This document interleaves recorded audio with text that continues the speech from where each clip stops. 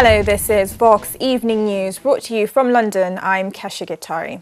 Now let's start with a look at tonight's headlines.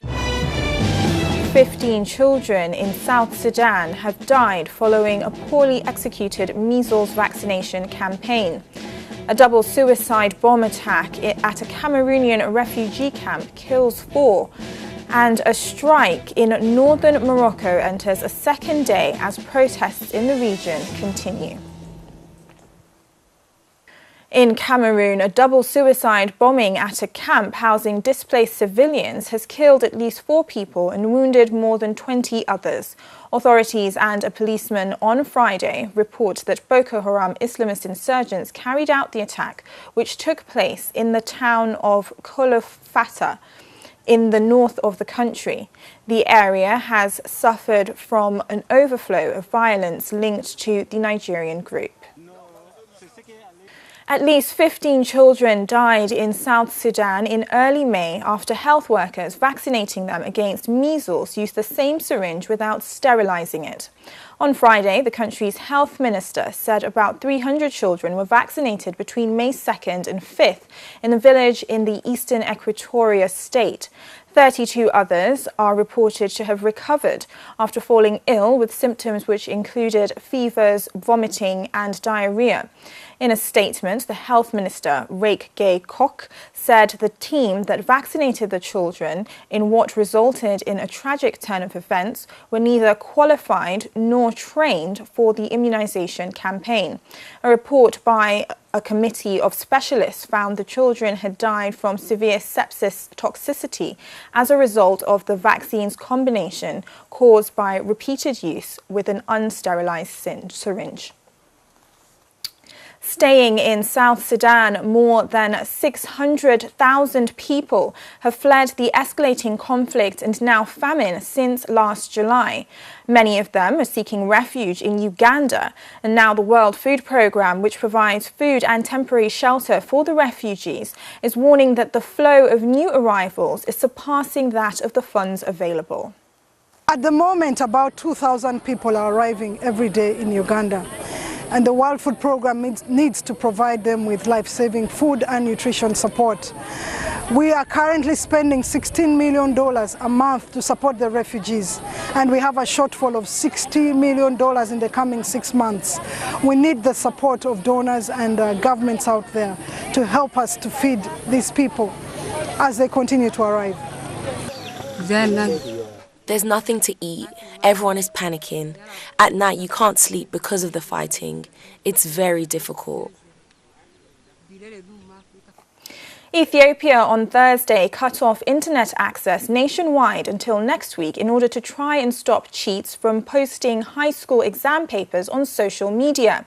According to a government official, the cutoff will remain in place until June the 8th at least.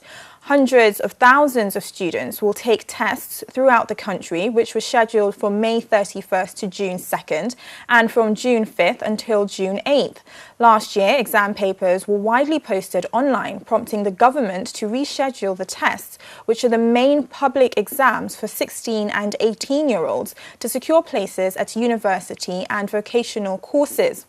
Access to embassies and international organizations on the internet remain intact. A general strike in the northern regions of Morocco entered a second day as part of protests to demand the release of a local opposition leader. It comes after another night of demonstrations in the city of Al Hoceima, which were triggered by the arrest of Nasser Zefzafi, who founded a movement calling for more government investment and jobs in the region. On local television, his mother has urged King Mohammed VI to show clemency and release her son, who has emerged as the head of the so-called popular movement. There's a general strike in Al Hoceima for 3 days. All the population is taking part. They close their shops and businesses to make the strike succeed, so that everyone knows that the popular movement in Al Hoceima is not led by Nasser Zefzafi or others. It's all the population that is leading the movement. We came out on the first day to say that we need a university, a hospital, factories, demilitarization, and the Moroccan ministers who come to Al Hoceima make mistakes in the city. We are sending a message to Mohammed VI because it's him who governs and he should intervene here. If not, the situation will stay the same as today.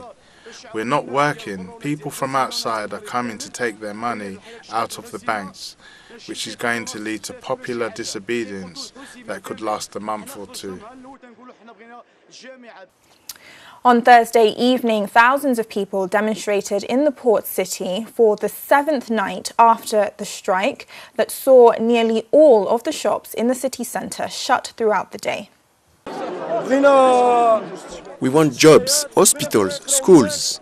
I've just lost my father because of cancer. My uncle died a week ago too. Because when I took my father to the hospital here, they told me to go to Fez.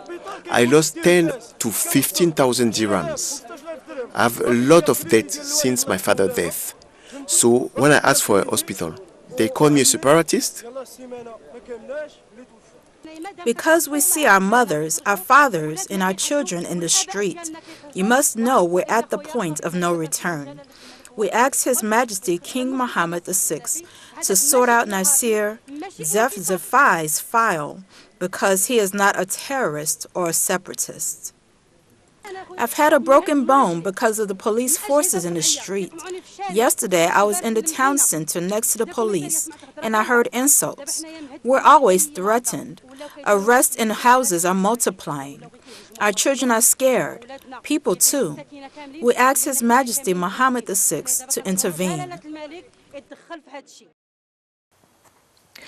Forces loyal to Libya's UN-backed unity government on Thursday took control of Tripoli's international airport, which was destroyed largely in 2014 following the withdrawal of rival militias from the site.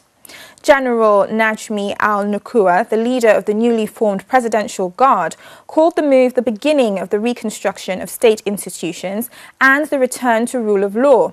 The airport, located south of Tripoli, was badly damaged during fighting in mid-2014, meaning that flights in and out of Tripoli have been operating through Mitiga Airport, a former military base.